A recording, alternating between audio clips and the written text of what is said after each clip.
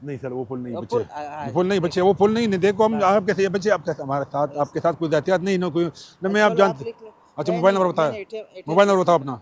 जी देखो ये हमारे आपके साथ किसी के साथ पर्सनल कोई एहतियात वगैरह नहीं है, जो वायलेशन होते हैं वो तो वायलेशन डबल डबल, ये देखो ये उसको खड़ा करो, वो बच्चे गाड़ी है। बच्चे वो, अब मैं उधर नहीं जा सकता हूँ ना, हाँ वो तो इधर मैं हमारे ये आपको बंदे, वो दिखाता जो आ रही ना, वो बंदे देखिए, मैं इसमें जो आ रहे हैं मैं उसको फॉलो कर रहा हूँ, मैं उसको डील कर रहा हूँ ना, अभी हम इधर करेंगे तो फिर हमारी अपनी हूँ। ज़िंदगी को खतरा हो बस सकती है। ये जो आपकी गाड़ी है ना, अभी हमारा ये रूल कानून है ना कि आपके पास ओरिजिनल बुक होना चाहिए, उस पर चालान होता है, या आपका ड्राइविंग लाइसेंस होना चाहिए, या रूट परमिट होना चाहिए थे।